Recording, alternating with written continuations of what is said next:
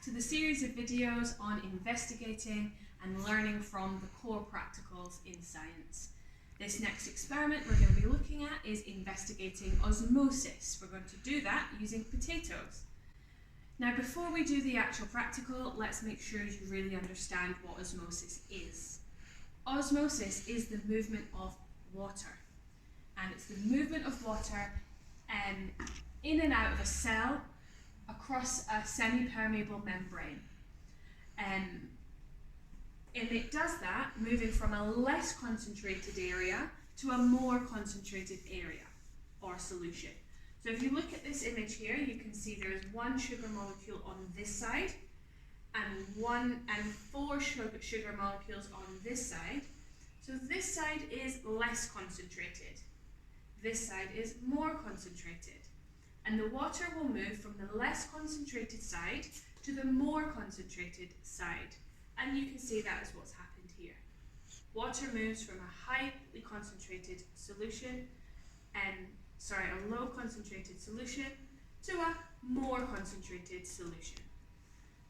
Let's try a practice question on that to make sure you really understand it. This practice question, it looks at root hair cells. This is one place where water happens in a plant. The root hair cells are in the root of the plant, and their function is to absorb water. So this question asks, use the idea of osmosis to explain why plants in salty water or salty soil would have problems absorbing water through their roots. This question is worth 2 marks. You need to think about 2 things to say to gain full marks in this question. Please pause the video now and have a go at answering the question yourself.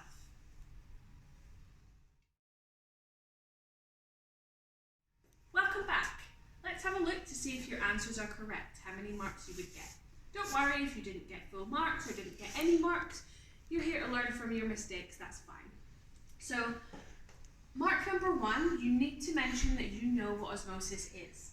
Water moves by osmosis from a more concentrated area to a less concentrated area. That's worth the first mark. That shows the examiner you know what osmosis is. Then, for your second mark, mention that the salty soil is more concentrated in the plant than in the root of the plant. And that's why the plant would have problems absorbing water through their roots. Another way you could gain marks is by phrasing it this way. Water travels down the concentration gradient by osmosis. That's worth a mark. It's just a different way of phrasing it. And then you need to explain that for water to move out of the salty soil and into the roots of the plant, this would be against the concentration gradient, and that would cause the plant a problem. Okay, well done for your answer with that. Let's look at the experiment today that we're going to do to show this. And it involves using pieces of potato and putting them in different concentrated solutions of sugar and water. So the independent variable in this experiment, remember the independent variable is a variable that you change. The independent variable is going to be the concentration of sugar solution. That's what we're changing each time. The dependent variable, remember that's the variable in an experiment that you measure, that is going to be the change in mass. Okay, so we need to make sure we measure the mass of the potato pieces before and after, and we'll measure the change. Finally, in any experiment, we need to have control variables. Those are the variables that you must keep the same. And anything that could affect your results, you need to control that and keep it the same.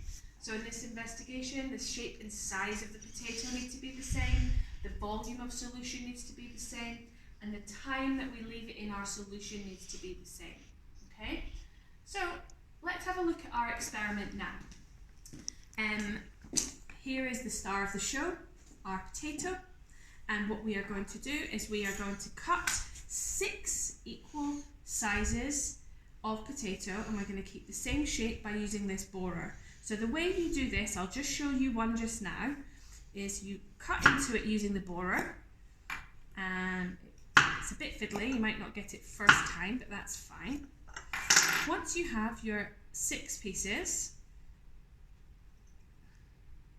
of all equal length and size, you have to make sure that the equal length using the ruler. So we're going to make sure that all of these are exactly 4 centimeters long using our ruler. So we will cut that up there at that point and make sure it's exactly 4 centimeters. Okay, now I've prepared these already for you, all 6, they're all equal lengths.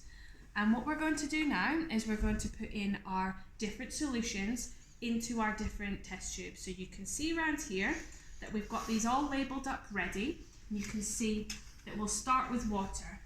Now remember our control variable, it needs to be the same volume each time. So we'll use our measuring cylinder. We will pour in 20 mils of water, our first solution. I'll check that's exactly 20 mils and I'll pour it into our test tube. We'll do the same for 10. Make sure it's 20 mils. So this is our 10% sugar solution is poured in there. We'll do the same for our 20% sugar solution. This is going to be 20 mils, the same as the others. That goes into here.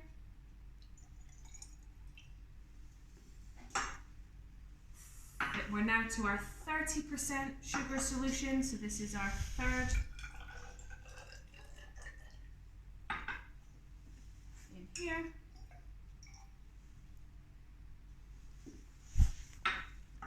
%, sugar solution, so we're getting more concentrated now, and it has to be 20 mils.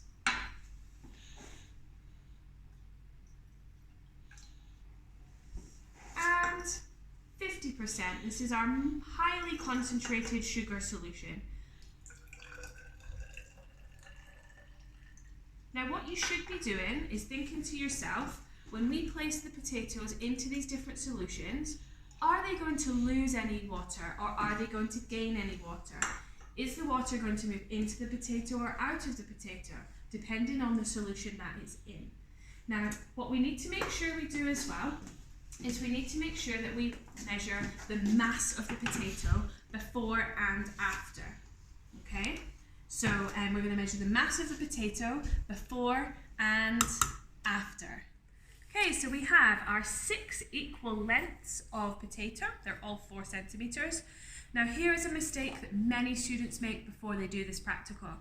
You need to make sure you measure the mass of the potato before as well as after. So we're going to measure the mass of our potato, and as you can see here, this one is 3.04 grams. 3.04 grams. So what we'll do is we'll record that on our, this was in pure water, and this one was 3.04 grams, and we'll do that for the rest of the potatoes as well.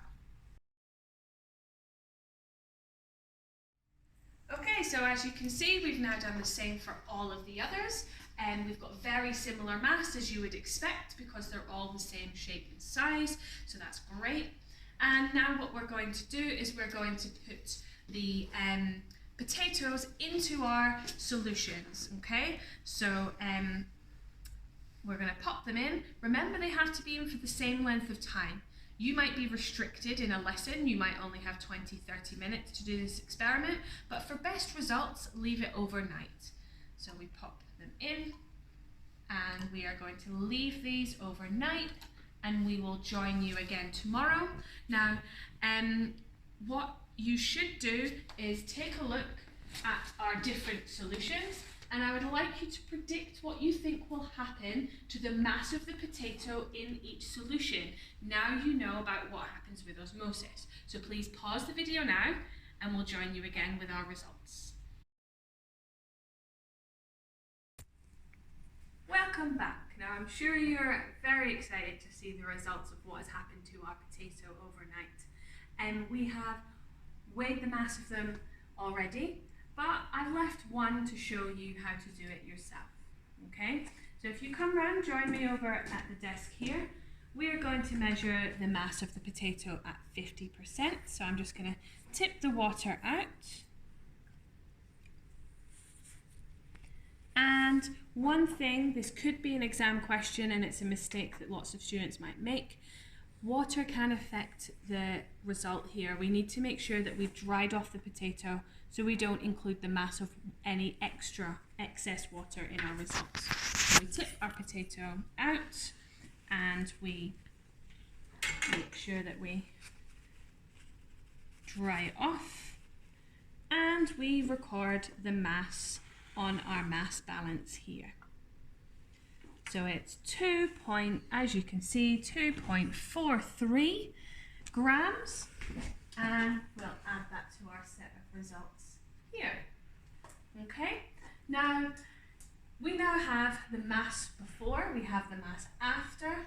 I would like you to please pause the video and try yourself to calculate the change in mass. Remember, some of them will be gaining water, so you'll have a positive value, and some of them might be losing water, so you'll have a negative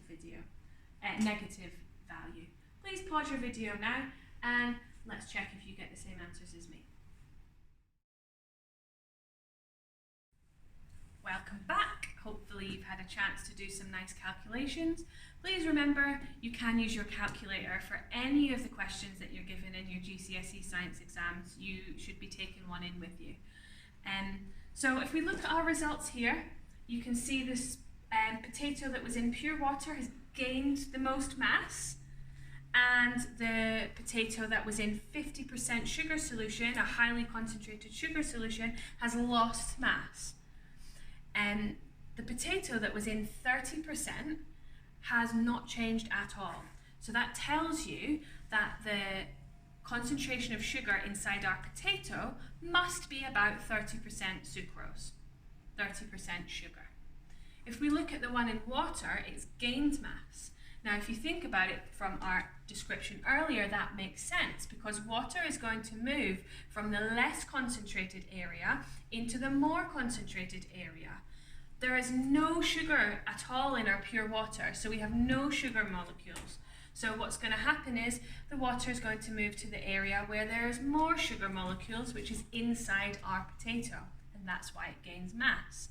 And the opposite happens in our highly concentrated solution. We've got more sugar outside our potato. So what happens is the water is going to move from the less concentrated solution inside our potato, and it's going to move into the highly concentrated solution outside the potato. Okay, so we've learned a lot about osmosis so far. Let's draw these conclusions from the experiment. Solutions with high concentrations, the potato should lose mass because the water moves out by osmosis, and we saw that from our results. Solutions with low concentrations, the potato should gain mass, or even pure water where there is no concentration. The potato should gain mass because it moves in by osmosis. If the solution doesn't change mass at all, if the potato doesn't change mass in that solution, the concentration of the solution must be the same as the fluid inside the potato itself. Now, what happens if you're asked to do something with these numbers in your exam? They could ask you, for example, to find the percentage change of the mass of the potato. Now, to do percentage change, what you do is you take the final mass minus the starting mass, and that'll give you the change in mass. You've got that from our results earlier, and you divide that with the mass that you started with. And because they're asking for this as a percentage, you then times that by 100. So let's try a practice question on that then.